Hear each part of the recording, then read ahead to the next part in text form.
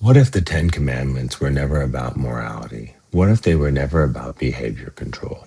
What if they were describing how consciousness and the subconscious create reality together? Today, we're going to read the Ten Commandments, not religiously, but psychologically.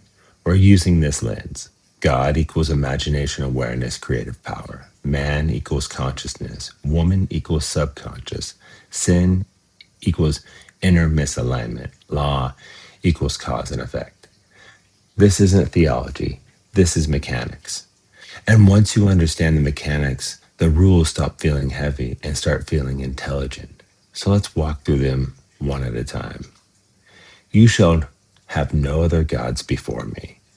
At a psychological level, this means do not place any authority above your own imagination and inner state. The law here is simple. Whatever you believe has power over you becomes your operating reality. If you treat money, the economy, other people, your past, or fear as greater than your inner state, you have installed them as gods. For example, I can't succeed because the economy is bad. This statement gives external conditions authority. Instead, say, I adapt and create value in any economy. Or, my boss controls my future. Replace it with, my skills and decisions shape my future. Nothing has creative authority over you except your inner state. And the first commandment protects that truth. Now, once you understand that, the second commandment makes perfect sense. You shall not make a graven image. Psychologically, this means do not worship fixed mental pictures that limit you. A graven image is a rigid identity, a mental carving you refuse to update. I'm bad with money. I always fail. I'm just this kind of person. The subconscious obeys images. If you carve a limiting identity in stone, it will live inside that structure. Instead of, I'm bad with money, say, I am learning to manage money wisely.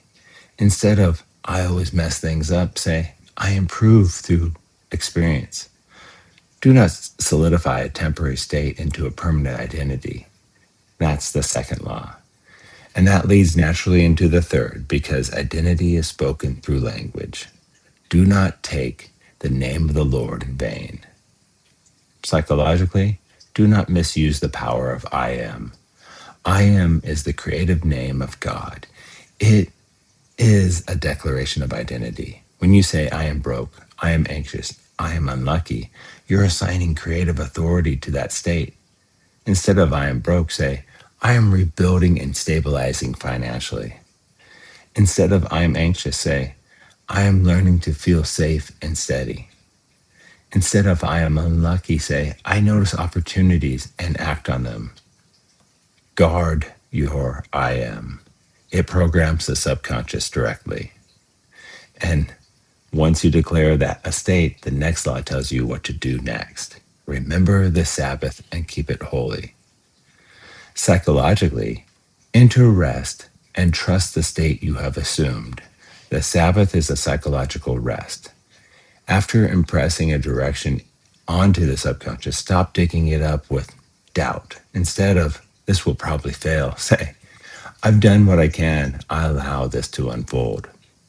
Instead of, I need to control every outcome, say, I trust the process I've set in motion. Rest is integration. Striving after assumption is interference. Now that we understand how identity forms and stabilizes, the next commandment deals with inherited programming. Honor your father and mother. Psychologically, become aware of your conditioning without resentment. Father represents belief system. Mother represents emotional conditioning. To honor does not mean remain bound. It means understand your programming consciously. If you inherited money is hard to get, update it. Money flows where value flows. If you were taught, don't stand out, replace it with, it is safe to express my strengths. Awareness dissolves inherited limits. And as you begin to form new identities, the next law protects them. You shall not murder. Psychological murder is killing possibility before it stabilizes. You try something new and say, this won't work. Instead, say, this grows as I grow. You experiment with a new identity and think, this isn't really me. Replace it with, I'm expanding beyond my old limits. Protect emerging identities. Don't terminate them with doubt. And once you choose a direction, the next commandment guards your loyalty. You shall not commit adultery. Psychologically, do not divide your inner allegiance. Adultery is imagining one outcome while emotionally investing in another. You cannot affirm abundance while fearing scarcity all day. Instead of I'm always behind, say, I am organizing and improving step by step. Instead of I never follow through, say, I am someone who completes what I start. Stay loyal to one state. Divided loyalty creates friction. Then we move into embodiment. You shall not steal.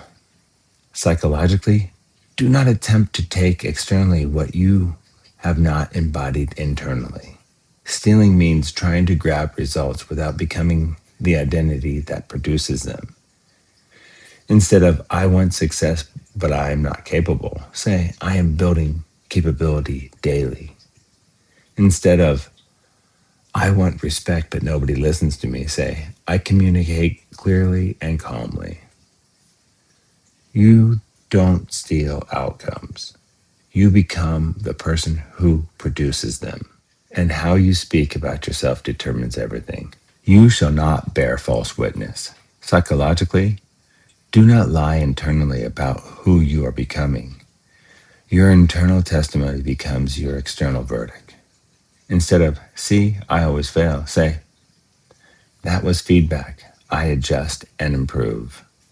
Instead of, I have no discipline, say, I return to consistency immediately. Your subconscious believes your self-testimony. Speak carefully. And finally, we address comparison. You shall not covet.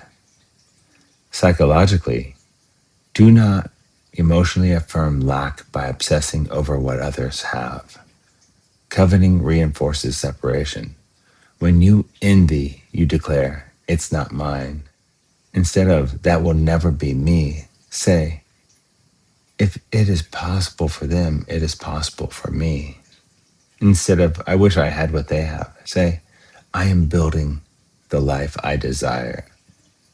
Normalize what you desire. The subconscious expands towards what feels attainable. The pattern beneath all 10 commandments. Every commandment protects one thing, the marriage between consciousness and the subconscious. Break that marriage, and life feels chaotic. Protect that marriage, and life stabilizes. Here are the 10 psychological laws. Clear and direct. Number 1, nothing has authority over you except your inner state.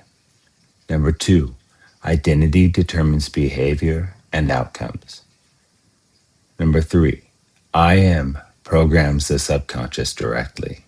Number 4, rest allows integration. Number 5, awareness dissolves inherited limits. Number 6, protect emerging identities. Number 7, stay internally loyal to one state. Number 8, become before you receive. Number 9, speak internally in alignment. Number 10, normalize what you desire. This is not religion. This is internal structure. And once you see the 10 commandments this way, you stop fearing them. You start using them. Write these around your doorframe as you walk out of your house so you remember. Because this isn't about worship. It's about alignment. And alignment changes everything. Enjoy this day. Go in love and peace. I wish you wisdom and understanding.